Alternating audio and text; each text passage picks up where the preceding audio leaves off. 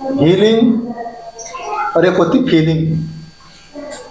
जब तक हमें फीलिंग नहीं होती है तब तक हीलिंग का पता नहीं चलता है। तो हमारे जैन धर्म में पहले महसूस करो, who am I, what I do, मैं कौन हूँ, मुझे क्या करना है।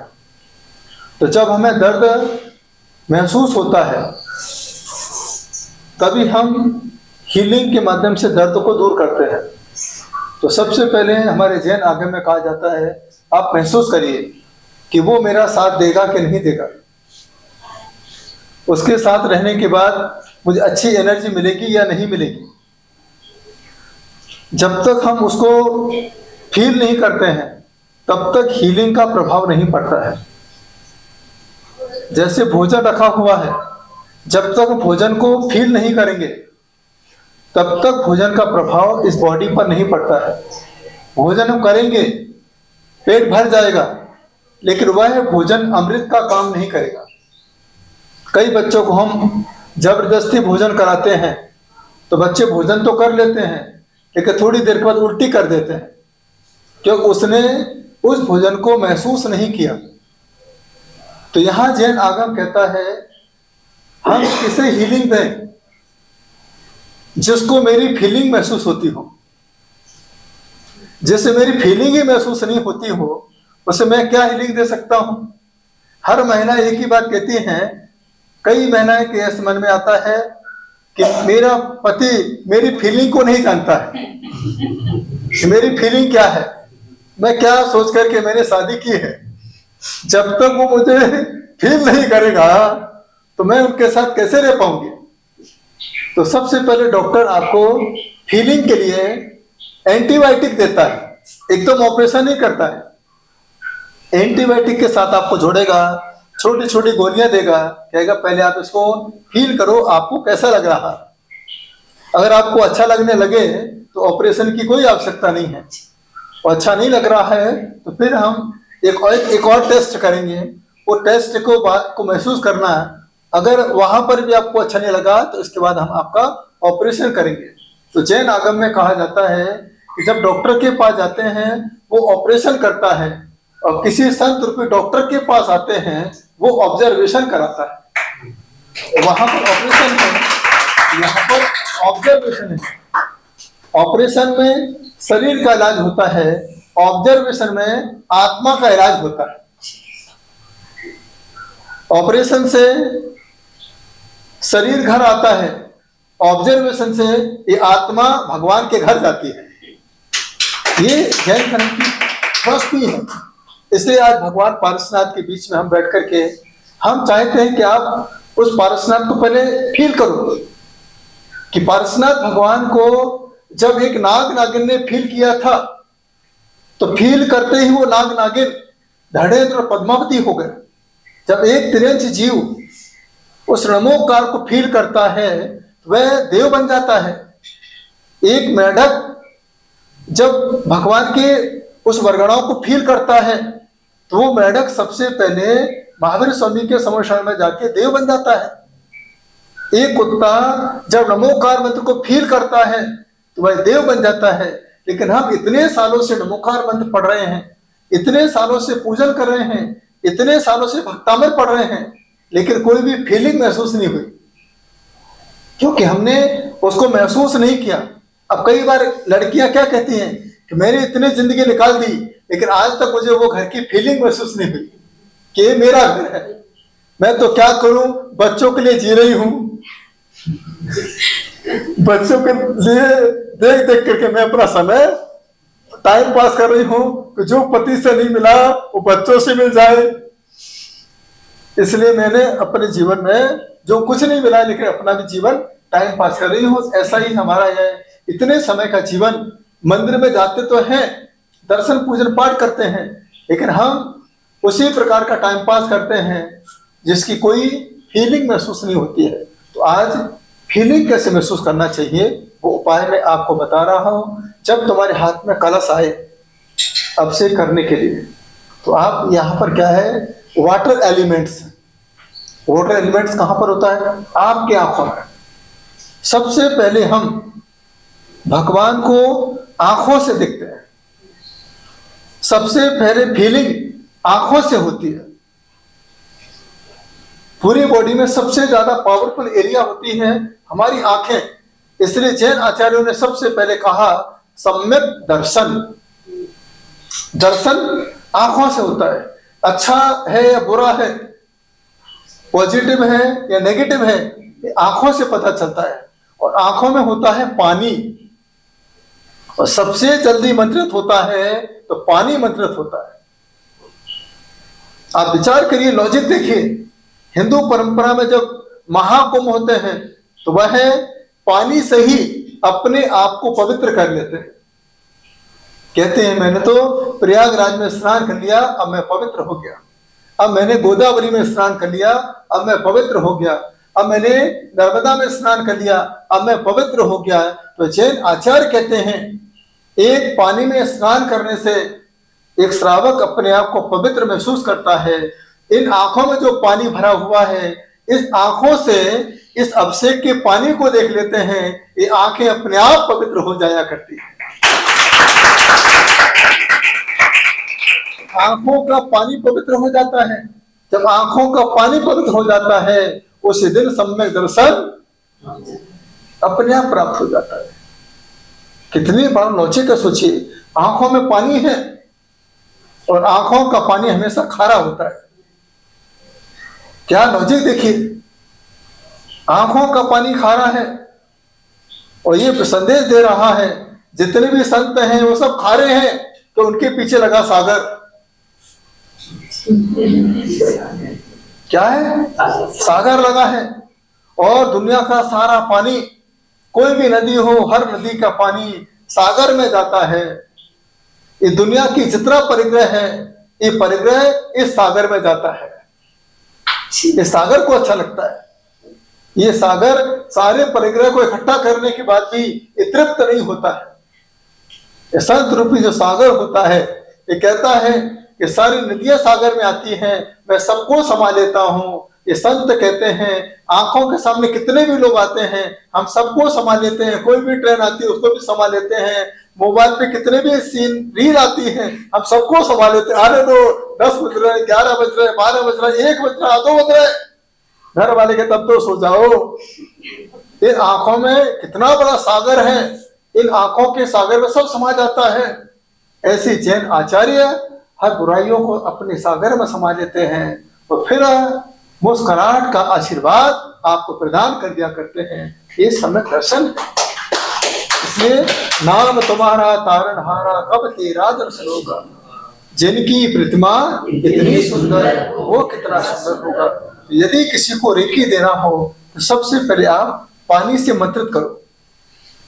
और पानी से मंत्रित करते समय आप इतना कहो कि इस पानी को टकटकी लगा करके देखते रहो। बस देखते रहो, देखते देखते भक्तामर सुनते रहो। बोलने से मन भटक सकता है, सुनने से हमारी एकाग्रता बढ़ जाती है। इससे जैन आचार्यों ने 2 कान दिए हैं, 2 कान और नाक एक है, 2 आंखें दी हैं। लेकिन ये कान जो दिए हैं लेफ्ट राइट साइड दिए हैं, जो ग्रेविटेशन का काम करते हैं। बाकी चीजें सामने हैं और कान दोनों आमने सामने हैं। जो ग्रेविटेशन, जो गुरुत्वाकर्षण होता है, जिसको हम लोग मैग्नेट कहते हैं, ये मैग्नेट का काम करता है। हर चीज को एक जल्दी से एब्जॉर्ब कर लेता है। तो सुनने से जब देखते रहो, सुनते रहो, और सुनते सुनते यही महसूस करो कि जैसे एक माँ बच्चे को सुनाती है, बच्चा हिंदी बोलना सीख जाता है, कन्नड़ बोलना सीख जाता है, मराठी बोलना सीख जाता है। आज भी मैं भगवान की वाणी सुन सुन करके जिनवाणी बोलना सीखने का प्रयास कर रहा हूँ। भावना पर अंदर पैदा करो। तो आज पानी से आप सबको मदद करें, इसलिए हम लोग गंधोदक लगाते हैं। ये भगवान, आज जो आपके ऊपर जो अभिषेक हुआ है वह अब जल ही गंधोदक बन चुका है। बस मैं भी आपके चरणों में आया हूँ। तो आंखों से देख करके आप किसी को हीलिंग कर सकते हो, जिसको कहते हैं त्राटक। अगर आपको लग रहा है किसी को बस में करना हो, बस में करने का सबसे बढ़िया तरीका है गौर से देखना चालू करो। जिसको आप गौर से देखोगे वो तुम्हारे बस में हो जाएगा। हम टीवी पर जितने सीरियल देखते हैं जितने ऐड देखते हैं, गौर से देखते हैं, तो वो सामान खरीदने का मन करता है। इतने समय से इसका ऐड आ रहा है, ये मोबाइल कितना अच्छा होगा, कितना अच्छा ऐड आ रहा है, क्या इसका पिक्सल पावर कितना सुंदर है।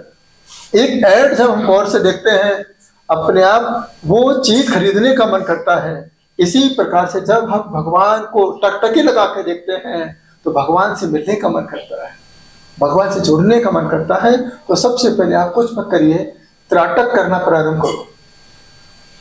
किसी को ठीक करना है, किसी के घुटने में बहुत दर्द है, तो दर्द जहां दर्द हो रहा है, आंख बंद करके थर्ड आइस, आंखें बंद करके अपनी थर्ड आइस को ऐसा महसूस करो कि मेरी थर्ड आइस जहां दर्द हो रहा है वहां पर लेजर का काम कर रहा है। लेजर से ऑपरेशन होते हैं, लेजर का काम कर रहा है। फिर वहां पर बस गहरी सांस लेके, और जहां दर्द हो रहा है बस वहां पर ऐसा महसूस करें, जो मैंने यहां श्वासों को कलेक्ट किया है, बस मैं यहां से पूरी श्वास को मंत्रों के साथ जहां दर्द हो रहा है मैं वहां पर छोड़ रहा हूं।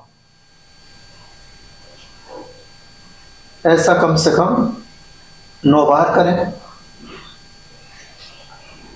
6 महीने के अंदर आप जब डॉक्टर को चेकअप कराने जाओगे, डॉक्टर कहेगा अब तुम्हारा रिप्लेसमेंट की कोई जरूरत नहीं है। और भक्तामर का 17 नंबर काव्य और 18 नंबर काव्य, 2 काव्य को आप पढ़ते रहोगे, घुटने का दर्द ठीक होगा। तब आप में पावर कहां पर है वो मैं आपको बताना चाहता हूं। अब आप महसूस करें, फीलिंग, आप ऐसे ऐसे हाथों को सीधा कीजिए। ये देखिए आपके पूरे वायर हैं, देखिए वायर का काम करता है।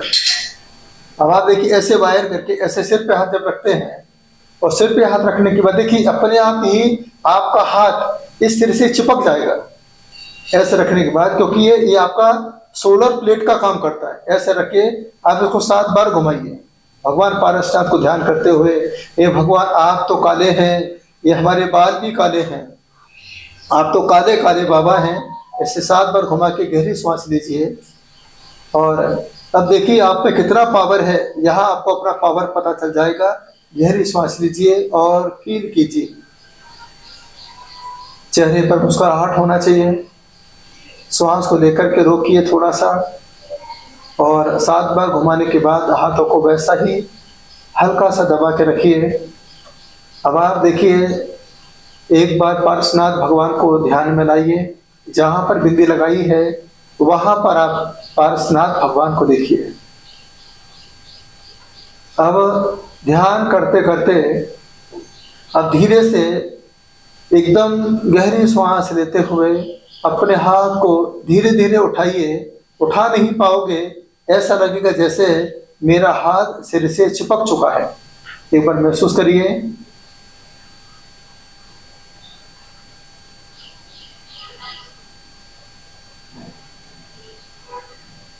एकदम गर्म ऊर्जा, जिसे अग्नि तत्व कहते हैं। अग्नि तत्व हमारे सिर से हाथों में समाहित हो रहा है। और एक गहरी सांस लीजिए, धीरे से अपने हाथ को उठाने का प्रयास कीजिए। एकदम आपका हाथ भारी हो गया होगा, फिर आप सिर पर रख लीजिए और एक बार गहरी सांस लीजिए। फिर धीरे से अपने हाथों को ऊपर उठाइए, वहीं के वहीं मुट्ठी बंद कर लीजिए और अपने हृदय से लगा लीजिए। गहरी सांस लेते हुए हाथों को फैला करके इस अग्नि तत्व को अपने हार्ट पर पेस्ट कर दीजिए। एक गहरी सांस लेकर के पूरे बॉडी के अंदर अग्नि तत्व को समाहित कर दीजिए। इसके बाद जैसे भगवान बैठे हैं वैसे बैठ जाइए, श्वास लीजिए। ये आपकी आत्मा है, श्वास गई तो आपकी आत्मा गई।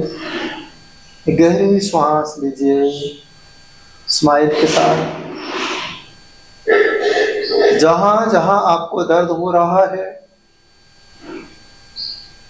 वहां महसूस कीजिए, कमर का दर्द हो, घुटने का दर्द हो, थायराइड प्रॉब्लम हो, सिर का दर्द हो, हाथों में दर्द हो, वहां महसूस कीजिए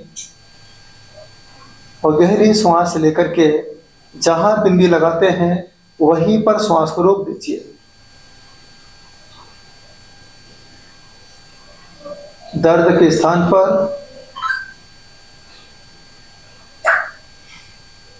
उस श्वास को महसूस करते हुए पहुंचा दीजिए।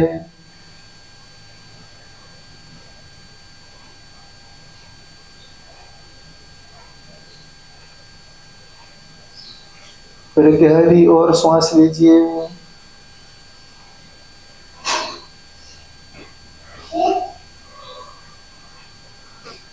जहां दर्द होता है वहां पहुंचा दीजिए।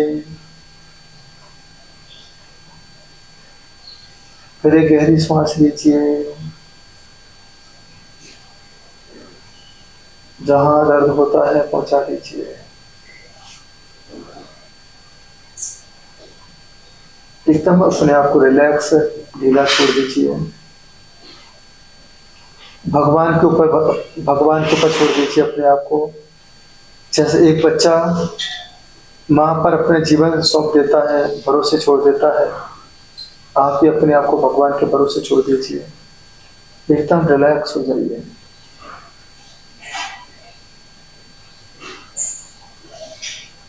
गहरी श्वास लेकर के रिलैक्स हो जाइए।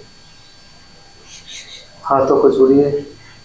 हे प्रभु पारसनाथ स्वामी, आपके असीम आशीर्वाद से इस पंचम काल में जैन कुल जिनेन्द्र भगवान जिनवाणी गुरु भगवंत प्राप्त हुए हैं। जीवन के अंतिम समय तक रत्नत्रय की जब तक प्राप्ति ना हो जाए तब तक हमें रत्नत्रयी साधक के दर्शन लाभ प्राप्त होते रहे। भावना लेकर के आपके चरणों में पंचमी पूज्यमी वंदामी नमस्सामि सुख खो ब्रह्म खो मोहिला हो वही गमनम समाधि वनम गुण संपत्ति ओम अच्छम नमोस्तु भगवान।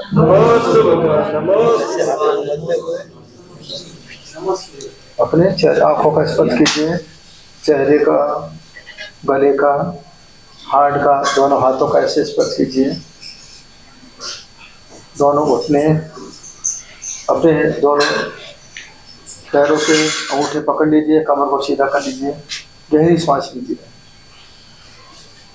जितना झुक सकते हैं आगे झुके आ जाइए।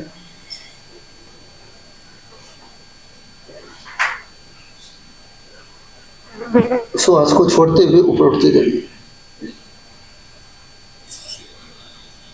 आंखों के सामने भगवान पारसनाथ को देखिए और नमोस्तु करिए। नमोस्तु भगवान। कैसा लगा सबको?